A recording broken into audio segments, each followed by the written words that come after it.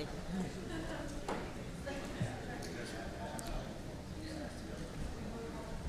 All right. Hello, everyone.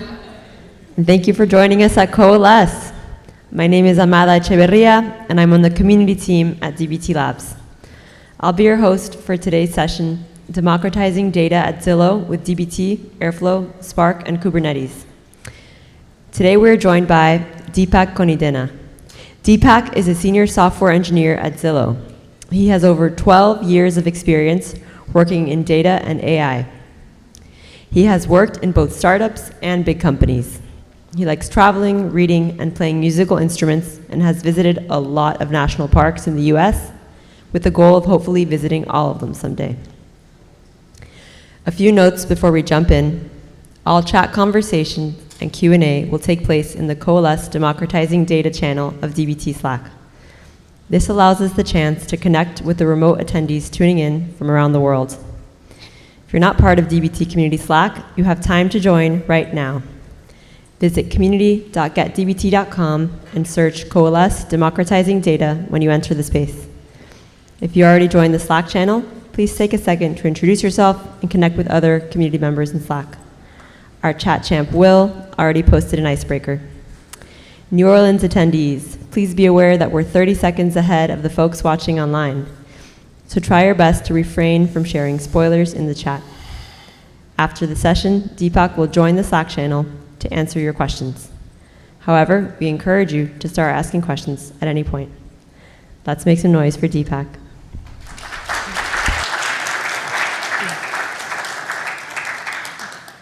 Thanks for the warm introduction, Amada. Hi, I'm Deepak. I work for Zillow, and today I'm going to talk about a data platform that we've been working on for the last 6 months, and I hope to give you a sense of like the existing landscape, DE landscape at Zillow, and talk about the new data platform using DBT. So here's the agenda for the talk. I'm going to start with the motivation and requirements for the platform. And then we're going to do a deep dive into the architecture and the platform features. We're going to then look at some of the use cases, like how teams within Zillow are using the platform. And finally, we're going to wrap it up with some future work and Q&A. So for those of you who don't know, Zillow is a most visited real estate website in the US. Zillow's mission is to give people power to unlock life's next chapter. And they do that by helping high-intent movers to find homes using digital solutions and first-class partner network and easier financing, renting, buying, and selling experiences. I work for a data platform team, and the mission of the data platform team is to reduce the per unit cost of decentralized data ownership at Zillow, and to enable Zillow to be data-driven at scale. So I want to first talk about how data engineering was done at Zillow traditionally, and then we're going to segue into what sort of drove the platform that we built, and talk about some of the things that DBT offers us. So here's a sample pipeline where you have data coming in from upstream data sources like DynamoDB and RDS. Those are CDC event streams flowing into the data lake through Kafka. You could have event streams coming in from web services, again flowing into the data lake through Kafka, or you could have data coming in from upstream applications like Workday, Jira, so Salesforce, into Kafka and onto S3. And then the DE teams would traditionally build a Hive table on top of this data to surface the data to their downstream consumers. And then they would move on to building some data transformations on top of that data to build higher order data sets and build an analytical data mart. Right? So most of the processing is done on Spark, and we use Airflow as the orchestration engine. I think that's all great, but I think a lot of the things happen behind the scenes. Let's just talk about a particular use case where, let's say you have some schema change happening in the upstream where you have a new column added to the schema, or a column removed from the schema, or a type change. And then I think since Kafka sort of leverages the schema registry, the data lands just fine in S3, but that sort of breaks the downstream pipeline, right? Because now you have a schema mismatch between the Hive metastore and the data the Spark job complains saying, there's a schema mismatch, so I can't process this job. So typically, when something like this happens, what DE teams would do is they would pause the DAG, they would manually alter the schema of all the Hive tables, right? And then any downstream dependencies, and then they would alter the schema, and then unpause the DAG, and then resume the DAG. That's great, but that results in a downtime, and you don't want that because the delays generally cascade to downstream DAGs, especially if this data mart has downstream data marts. And there's a few other things, few other problems with the existing landscape, right? Where the table creation is all manual, and when you have a DAG, when you have DAGs that produce these analytical data marts, with lots of tables, the table creation is manual, and that's not scalable. There's no story for local execution previously, so DE teams would have to check in their code into Git and then wait for deployment to see the results of their execution. There was no great story for data backfills. Again, they would have to pause the DAG, perform a manual backfill using Spark, and then unpause the DAG, resulting in downtime. The other big issue is model lineage was not captured, and it's a huge deal for a company like Zillow, because at Zillow scale we have hundreds of data marts, tens of thousands of data sets, and hundreds of data pipelines. So lineage is extremely important for DE teams, or really anyone else to understand how the data is flowing from upstream tables to downstream tables. And the only way the DE teams could get lineage was to publish lineage manually out to data portal. Data portal is something that you'll hear quite a few times in this talk. So let me just go ahead and explain what it is. So it's a data discovery tool it's a homegrown data discovery tool that we built at Zillow.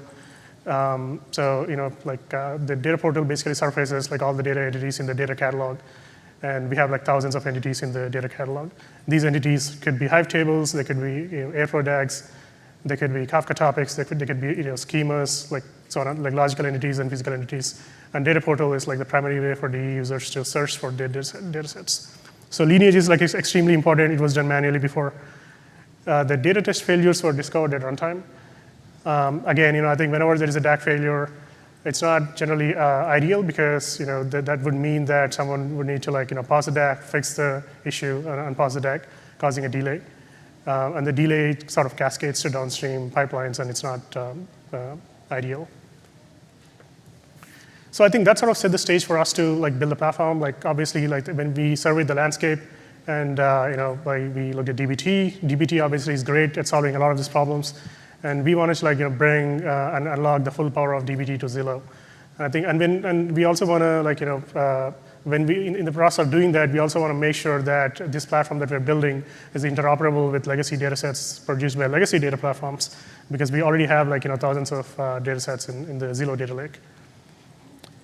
And we also wanted to provide a complete developer ecosystem on top of DBT, Airflow, Spark, Kubernetes, and Snowflake. Enter Z SQL, which is short for Zillow SQL, and it enables DBT at Zillow. These are some of the functionalities that it offers. One of which is new project bootstrapping, so it sort of leverages DBT init functionality. But we'll sort of dive into other things that it does on top of DBT init in a future slide. It also does Airflow DAG creation and deployment, so we leverage the DBT manifest and create the DAGs and evolve the DAGs. It provides unified developer experience between Snowflake and Data Lake. At Zillow, we use both Snowflake and Data Lake for not just for compute, but also for storage. So the teams actually built their data marts both in Snowflake and Hive. And we also wanted to integrate with existing Zillow technology, right? Data portal, publishing lineage out to data portal, publishing test results out to data portal. So when someone want to look at the history of a particular data set, they could go to the data portals page and then look at the health of the data set, so to speak. And then we have this thing called data set availability at Zillow, which is the primary mechanism of signaling availability between consumers and producers, and that's how we signal data availability to downstream. A producer signals data availability to downstream consumer. So we have Airflow sensors and Airflow operators to consume availability and publish availability to a registry. And observability is like the other thing that we sort of baked into this platform because as a platform you want to guarantee like metrics and observability to your users. So ZSQL is a platform building block. Like our team is responsible for self-service tooling for data ingestion, data replication, data processing, and data publishing at Zillow. And ZSQL is sort of like fits the data processing or data transformation block.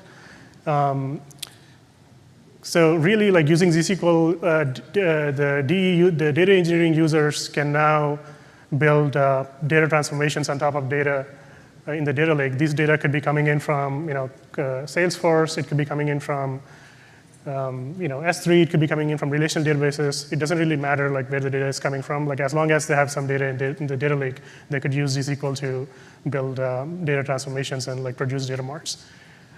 And it sort of also unifies like Snowflake and Spark. So the users can produce data marts not only in Snowflake but also in Hive using Spark. So we use a technology called Cayubi. You'll hear quite a bit about Cayubi in this talk. So they claim Cayubi is an open source technology. They claim themselves serverless SQL on the Lakehouse. And it's really a JDBZ, multi-tenant JDBZ interface on top of Spark. So and the other thing I want to mention is so we're using dbt core. It's not dbt cloud, so we heavily use dbt core, and we use open source Spark. So we sort of had to rely on open source technologies to build our Lakehouse. So the next few slides, I'm going to talk about some of the architecture behind the platform, and then we're going to dive into the features. So as I mentioned before, one of the features that ZSQL offers is new project bootstrapping.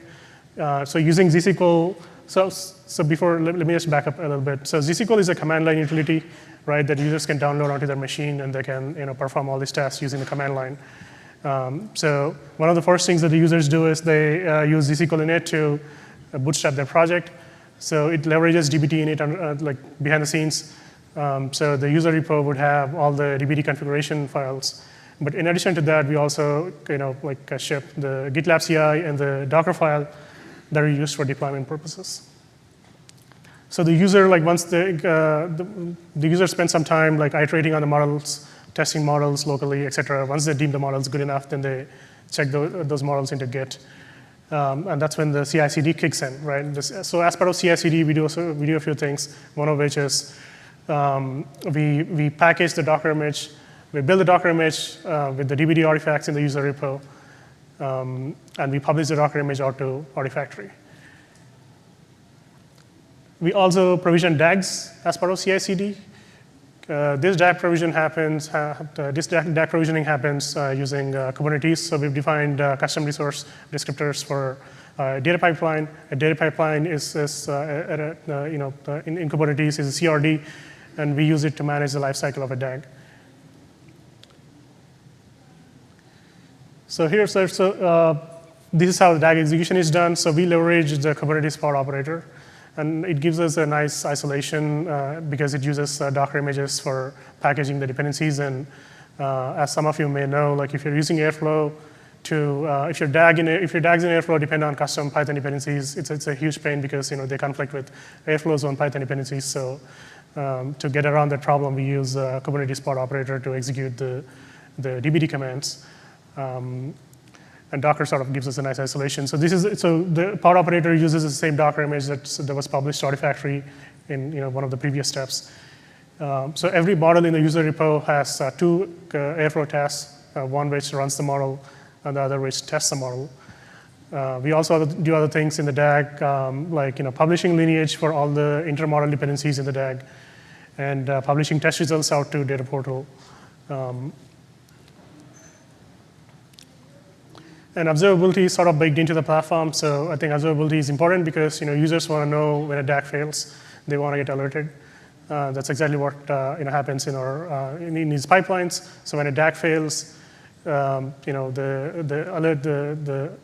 errors get routed to Slack through Opsgenie, so the users get informed of the failures.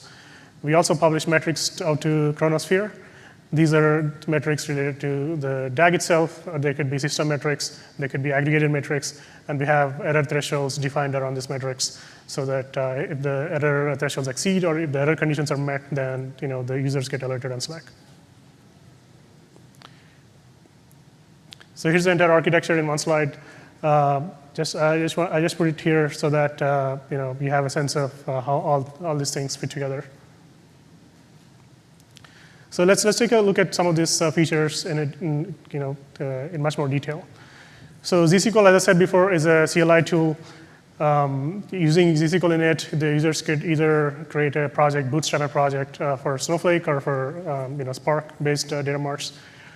And we use Cookie Cutter and Jinja internally to provide multi-environment support. We're going to look at some of the configurations that are generated as part of ZSQL init. So it's much clearer. ZSQL dbt is basically like anything that dbt offers. So like all the dbt commands are exposed through ZSQL.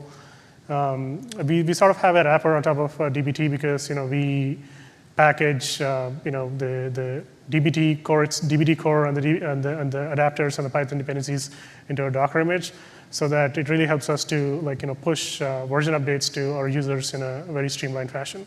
That's how you see that ZSQL dbt is a wrapper on top of dbt. So users use dbt for running local backfills, testing, and everything that dbt offers. DAG provisioning is done as part of CI/CD, and it's what's responsible for creating a DAG, updating a DAG, deleting a DAG, etc. And the publish lineage step is responsible for publishing lineage out to data portal. And this is a growing list, so we're actually adding more features to the CLI tool. So here's an example of some configuration files that are generated as part of the project bootstrapping. To the right, you have profiles.yaml. I apologize for the small font. I'm not sure if you can see it here, but so it's basically on the right side, you have 3 different environments for a given pipeline. So it's dev, stage, and prod, and as part of the project bootstrapping, we generated the credentials for dev, stage, and prod.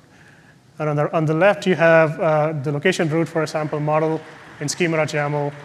And we use here, you can see here, you can see that we use Jinja to dictate the location route, so which means like different, so stage has a different location route, dev has a different location route, so on and so forth. And this is something that users can configure when they're bootstrapping a project. Data governance is a big part of the platform. We enforce data contracts using dbt tests. So users can either define inline tests in schema.yaml or define complex tests in their test folder, which are SQL-based. The users can also define SLAs on their DAGs so that they can monitor their SLA misses and SLA they get alerted if there's an SLA miss. Every DAG ships with data availability sensors and data availability operators. The sensors check for availability for all the sources in the schema.yaml. So the availability for the sources would have been published by an upstream DAG. So for an existing model, it checks for the sensor, it checks for the availability on the upstream source, and then if the data is available, it proceeds with the dbt run execution. And once once it's done executing and once it's done running a test and publishing the results to data portal, it then publishes availability for its downstream DAGs. And then there's lineage. So we publish 2 types of lineage. There is table-table lineage that you can get from dbt manifest, which contains a lot of useful information. And we also publish heterogeneous lineage, where it's important for users to know,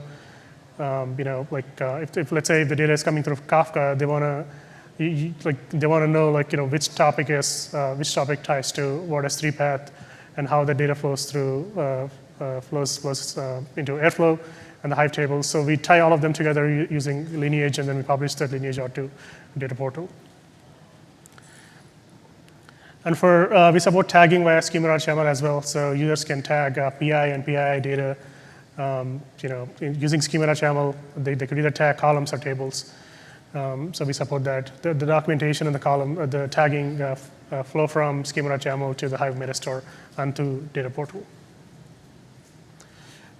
The platform relies on Kubernetes heavily. We use Kubernetes up and down the stack.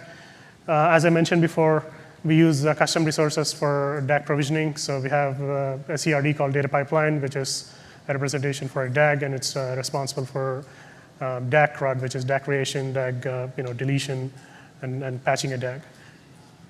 We use Kubernetes Spark operator to execute dbt, the dbt models, and also run the test in Airflow. The Spark infrastructure at Zillow runs on EKS. We use the Spark operator. We also use CRDs for managing life cycles of other entities like data contracts and schemas, Hive tables, et cetera. And the KUB technology that I talked about before, which is the multi-tenant JDBZ interface on top of Spark, it's also deployed on Kubernetes. So here's an example of like a DAG that was generated using the platform by one of our DE teams. Again, I apologize for the font size here. I just wanted to give you a sense of the kind of DAGs that teams are generating using this platform. So really, the sky's the limit. They can generate DAGs as complex as this. I want to draw your attention to the arguments part of this spec. This is here's an example of a Kubernetes power operator rendering. Airflow has these things called macros, which you can inject into your DAGs so that you get execution date, current execution date, previous execution date, so on and so forth from Airflow at runtime. So we inject those macros into dbt. We make them available as dbt variables to the dbt models so that models can use these macros inside their SQL. We use so the platform ships with standardized CI/CD. We support multiple environments. There are 3 different steps in a CI/CD pipeline. The first of which is compile, where we compile the models in the repo, and we build a Docker image with all the artifacts in the user repo. And the second step is publish, where we publish the Docker image out to Artifactory. The third step is DAG provision, where it internally uses the SQL DAG provision command to generate the DAG spec from a dbt manifest, and the DAG spec gets applied to Kubernetes so that the DAGs get created and updated, so on and so forth. So I talked about KUB before. So KUB is an open source technology. They claim themselves serverless SQL on Lakehouse. We use KUB to communicate with Spark. So dbt actually interfaces with KUB. I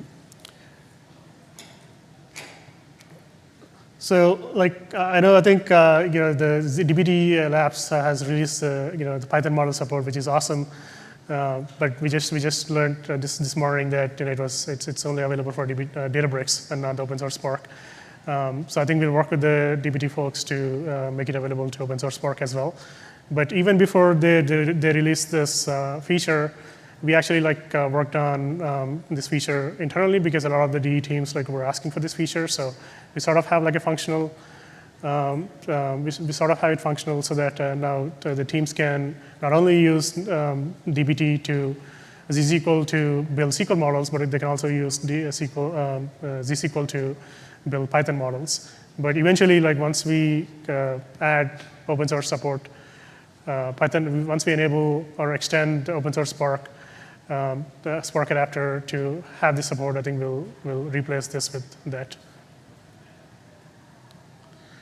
The platform documentation is a big part of the platform. We use a technology called Docusaurus on GitLab. And we use it to publish our documentation. The best part about Docusaurus is it's all based on Markdown, so developers can write their documentation using Markdown. And we publish user guides, user guide, operation guide, and developer guide for the platform internally. So we sort of made this available within Zillow in Q2, and 5 teams have piloted using this platform, and we're seeing rapid adoption. We're seeing a lot of good things about this platform.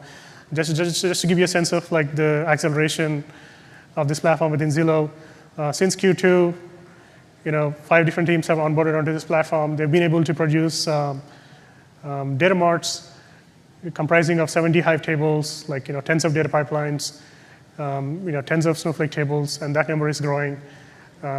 Just to give you a sense, a little more sense of what these use cases are. The DE teams are using the platform to build Hive data marts. They're using the platform to build Snowflake data marts. We have a product team that built a certified data set on top of DynamoDB, replicated data into a data lake using this platform. And we have a different team that's using this platform to publish metrics. And we are seeing a growing interest from data science teams within Zillow as well. So we're really interested in evaluating adding support for Iceberg. We're really interested in Iceberg's, some of Iceberg's features like hidden partitioning and table governance and schema evolution. So we're looking to add support to Iceberg for the open source dbt Spark adapter. So if there are folks who are also interested in adding support, feel free to reach out to us. We're happy to collaborate with you on that effort. And very soon we'll be open sourcing the KUB support to dbt Spark. So those of you who are using dbt core with open source Spark can leverage KUB to build your open source lakehouses. And there's more work that's going on with observability and logging as far as the platform is concerned. So we're hiring. Feel free, please reach out to us if you're interested in solving these kinds of problems or interested in Zillow in general. And thank you.